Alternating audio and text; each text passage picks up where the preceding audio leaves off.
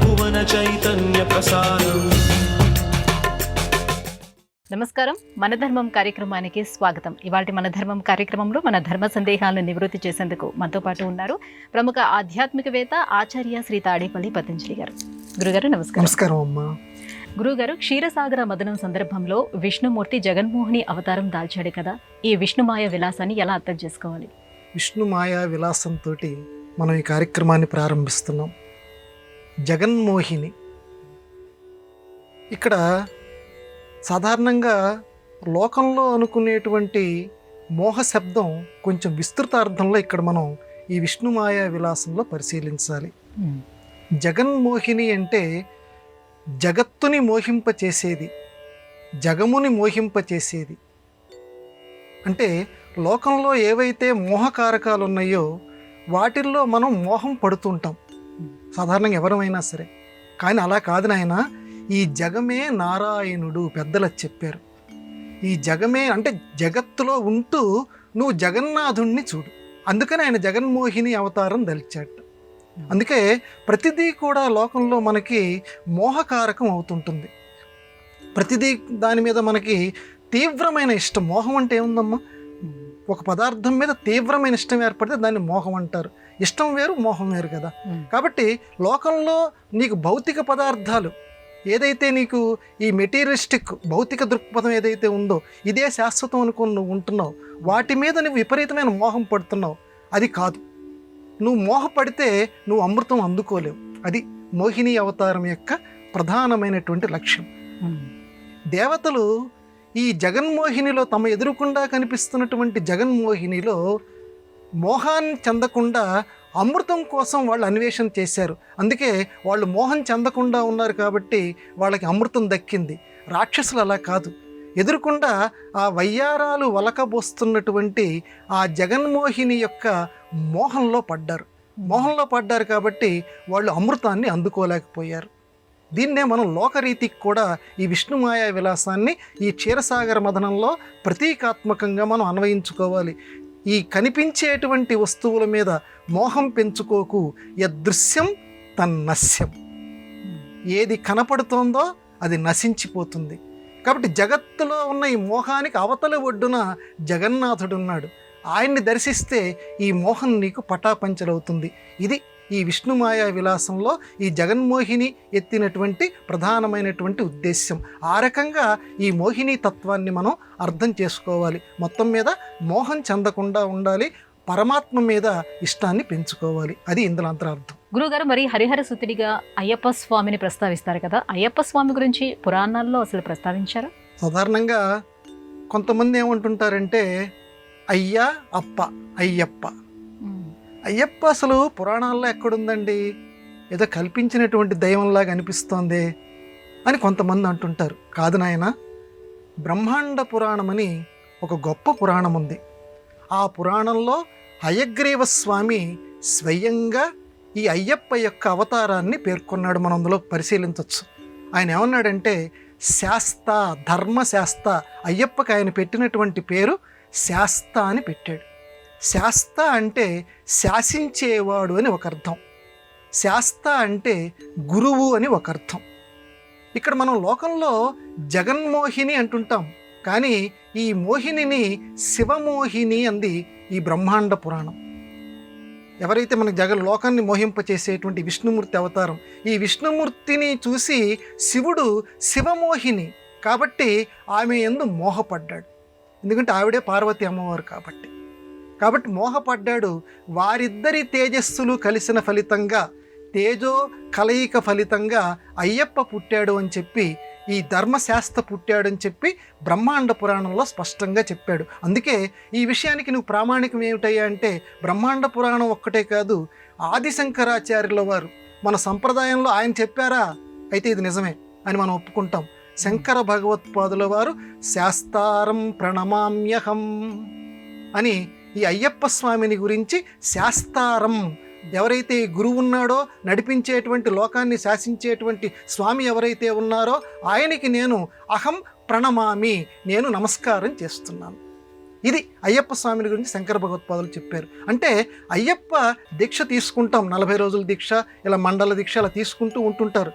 ఈ దీక్షల వెనకాల ఫలితం ఏంటంటే అద్వైత సాధన. శివుడు విష్ణువుకి పుట్టినటువంటి అయ్యప్ప అంటే శివ విష్ణువులు ఏకాత్మ స్వరూపులు, ఇద్దరూ ఒక్కటే. వారిద్దరినీ ఏకంగా చూసినటువంటి వారికి సిద్ధి కలుగుతుంది సుమా. కాబట్టి ద్వేషాలు పెంచుకోకండి సుమా అని లోకానికి చాటడం కోసం వారిద్దరి తేజ ఫలితంగా అయ్యప్ప స్వామి లోకంలో వెలిశాడు. ఆ దృష్టిలో అయ్యప్ప స్వామిని పరిశీలిస్తూ మనం అందరం కూడా అద్వైత సిద్ధి పొందాలి. అంటే ఆ శివ విష్ణువుల్ని ఏకంగా గనక చూస్తే నీకు కూడా భగవంతుని యందు ఏకత్వ సిద్ధి, ద్వైతం పోతుంది. కాబట్టి అద్వైత స్వరూపిగా నేనున్నాను అని చెప్పి ఆయన యోగాసనంలో కూర్చుంటాడు. అది ప్రధానంగా స్వామివారి యొక్క యోగాసనం మనం చూడొచ్చు అయ్యప్ప స్వామిలో. ఆ యోగాసనంలోనూ చిన్ముద్ర ఉంటుంది, జ్ఞానముద్ర అయ్యప్ప స్వామిలో ప్రధానంగా మనకు కనపడుతుంది.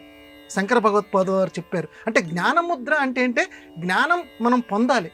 జ్ఞానం పొందాలి అంటే ఇదిగో అద్వైత దృష్టి ఉండాలి.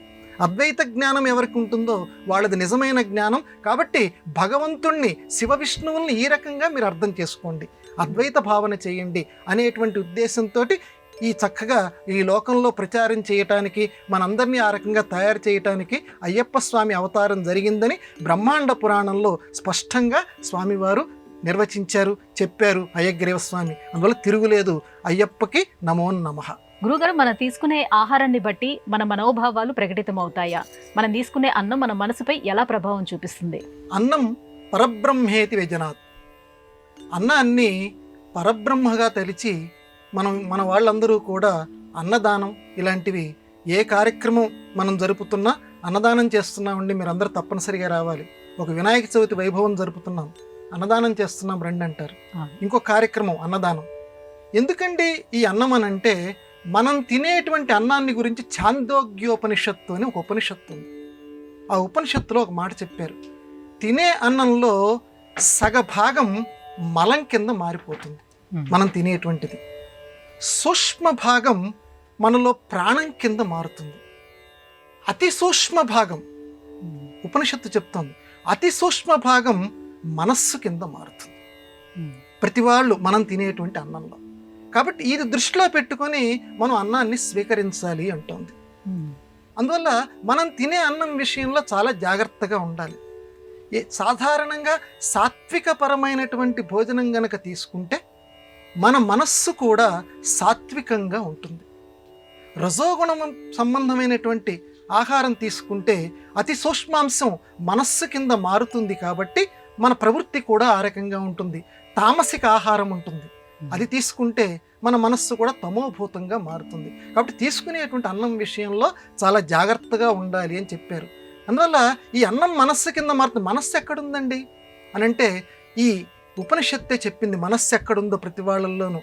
ఈ రెండు కనుబొమల మధ్య ఉన్నటువంటి ఆజ్ఞాచక్రం దగ్గర మనస్సు ఉంటుంది. కాబట్టి ఒకరిపై ఒకరు మనస్సు పడ్డారంటే వారి ముఖం మొట్టమొదట ఆ రెండు కనుబొమ్మల మధ్య ఉన్న తిలకం మీదకో ఆ బొట్టు మీదకో వెళ్తుంది. అక్కడ మనస్సు అనేది ఉంటుందట. అందువల్ల ఆ రెండు మధ్య మనస్సు ఉంది. ఆ మనస్సు ఎంత చంచలమో అంత స్థిరంగా నువ్వు ఉంచుకోవాలి అని అనుకుంటే తీసుకునేటువంటి ఆహారం విషయంలో చాలా జాగ్రత్తగా ఉండి. ఎందుకంటే స్థలదోషం, పాకదోషం ఇలాంటివన్నీ కూడా అన్నంలో ఉంటాయి.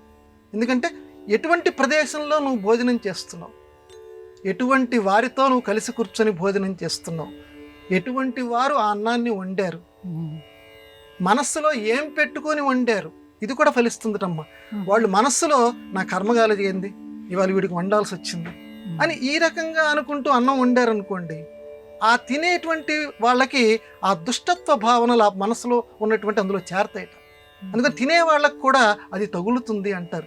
కానీ పరిపూర్ణమైనటువంటి ప్రేమతోటి ఇంటికి వచ్చినటువంటి వాళ్ళకి నిజంగా భగవంతుడు ఈరోజు ఇక్కడికి వచ్చాడు, ఆయనకి నేను అన్నం పెడుతున్నాను అని ప్రేమతోటి మనం పెడితే వీళ్ళకి మంచిది, ఆ తినేటువంటి వాళ్ళకి మనస్సు సంశుద్ధి అవుతుంది, సాత్వికత లభిస్తుంది. కాబట్టి అన్నం విషయంలో చాలా జాగ్రత్తగా ఉండాలి.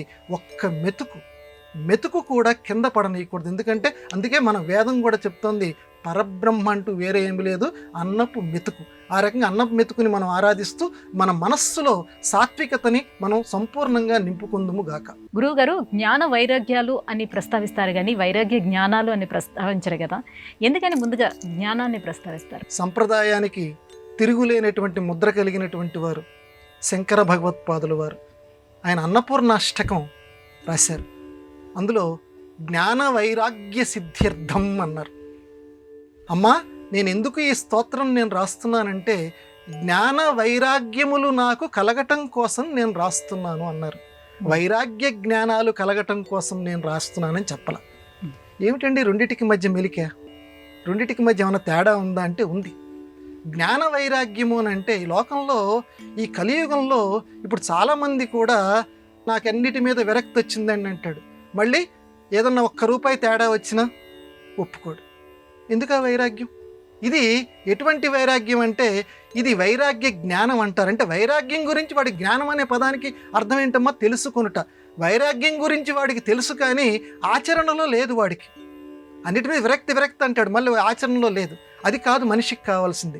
జ్ఞానంతో వైరాగ్యం రావాలి. జ్ఞానంతో వైరాగ్యం రావాలి అని అంటే అది నెమ్మదిగా ఈ స్తోత్రపారాయణతోటి అలాగే నలుగురిలోనూ సత్సంగంతో నీకు లభిస్తుంది. కానీ ఒక్కసారిగా నీకు వైరాగ్య జ్ఞానం రాదు. కాబట్టి జ్ఞానం ముందు పొందాలి. జ్ఞానం అంటే తెలుసుకుంటూ ఉండాలి. మొట్టమొదటి మనం చెప్పుకున్నామే, జగత్తులో ఉన్న జగన్నాథుణ్ణి చూడాలి. ప్రతి అంశంలోనూ నువ్వు జగన్నాథుణ్ణి గనక నువ్వు దర్శించగలిగితే నీలోనూ చూడగలగాలి, పక్కవాళ్ళలోనూ చూడగలగాలి. అలా నువ్వు చూడగలుగుతూ ఉంటే ప్రతి వారి చిరునవ్వులోనూ ఆ శ్రీకృష్ణుడి యొక్క లేకపోతే నువ్వు నమ్మినటువంటి దైవం యొక్క చిరునవ్వు నీకు కనపడుతోందనుకోండి, నీ చూపు ఆ రకంగా మారిందనుకోండి, ప్రతి వాడిలోనూ నువ్వు దైవ సందర్శనం చేస్తున్నావు అనుకోండి, నీ మనస్సు చాలా పరిపూతమవుతుంది.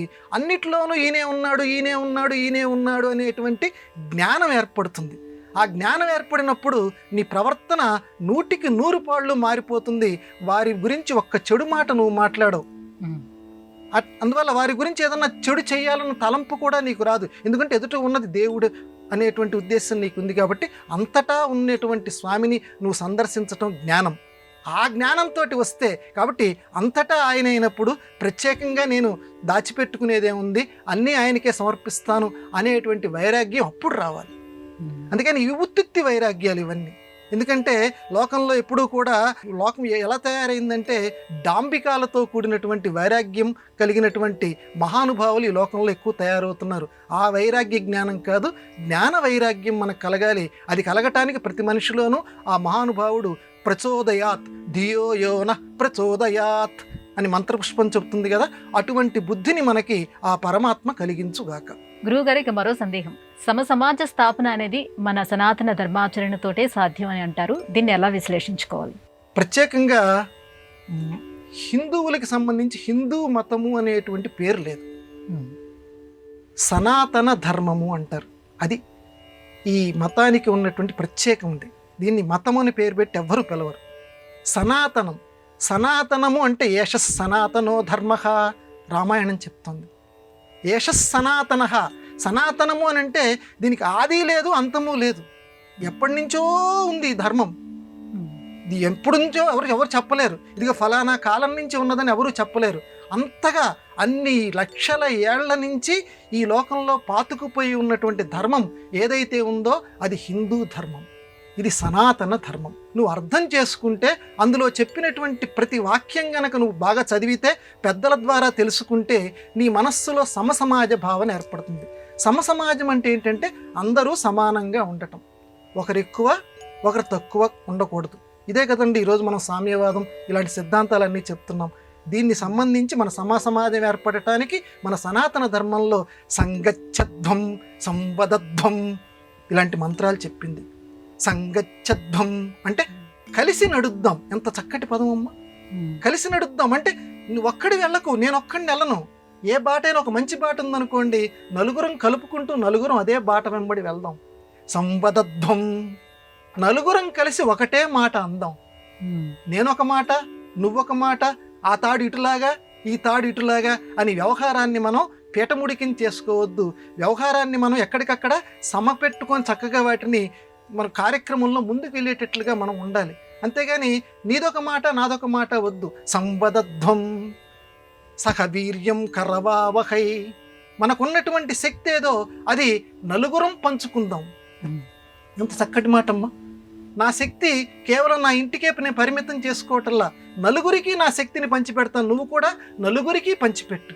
వరదలు వస్తున్నాయి, నీ వంతుగా నువ్వేం చేస్తున్నావు ఆలోచించు. ఆ వరదుడు అప్పుడు సంతోషిస్తాడు. వరద వరద వరములు ఇచ్చేటువంటి వాడు వరదుడు. కాబట్టి ఇట్లాంటి లోకంలో ఏదైనా కష్టాలు వస్తున్నాయి, నీ వంతు సహాయం ఏం చేస్తున్నావు? నీ దగ్గర డబ్బు లేదా, కాయకం ఉంది కదా, నీ శరీరం ఉంది కదా, శరీరంతో ఏం కష్టం చేస్తున్నావు? వాడు ఎవరన్నా ఆపదలో ఉన్నవాడికి చిన్న సాయం చేయి. కాబట్టి సంగచ్చద్వం సంవదద్వం సహవీర్యం కరవావహై సహనౌభునక్తు. ఎంత సమసమాజ సిద్ధాంతాలమ్మా.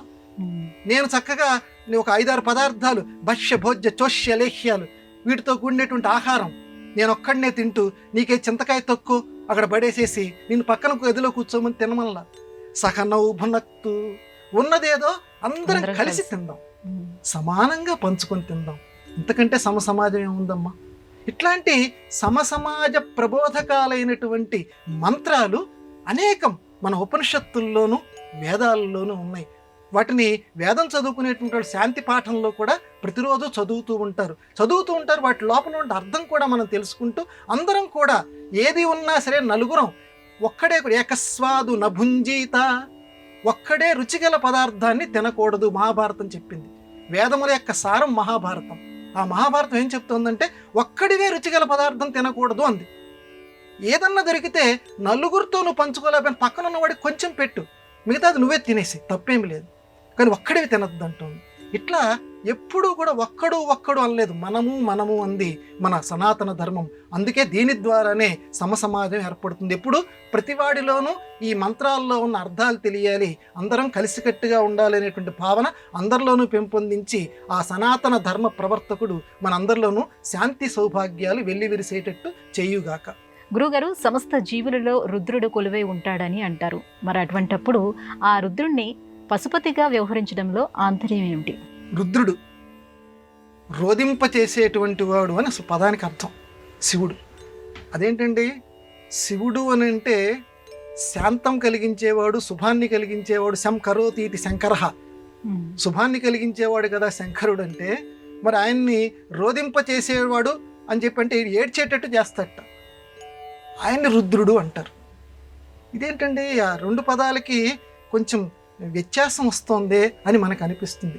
ఏ విషయంలో మనం రోధింప చేస్తాడంటే తనను నమ్మినటువంటి భక్తులు ఎవరైతే ఉంటారో వాళ్ళని చెడు విషయాల్లో రోధింప చేస్తాడట. అంటే లోకంలో ఎప్పుడూ కూడా ఇంటి ముందే మురుక్కాలో ప్రవహిస్తూ ఉంటుంది, తప్పదది మన పక్కనే ఉంటుంది. అలాగే మంచి పక్కనే దీపం పక్కనే నీడ ఉన్నట్లుగానే మంచి పక్కనే చెడు కూడా ఉంటుంది. చెడు విషయాల్లో రోధింప చేయటం అంటే ఆయన్ని కొలిచేటువంటి వారికి చెడు విషయాల వైపు ఏడుపుగా ఉండేట, అంటే ఏడుపు అంటే అది ఇష్టం లేనప్పుడు ఏడుస్తాం ఎవరైనా సరే. కాబట్టి చెడుని గురించి ఏడుస్తాంట మనం, దాని జోలికి వెళ్ళటానికే మనం బాధపడతాం. మంచి గురించి చాలా సంతోషించేటట్టు చేస్తాట.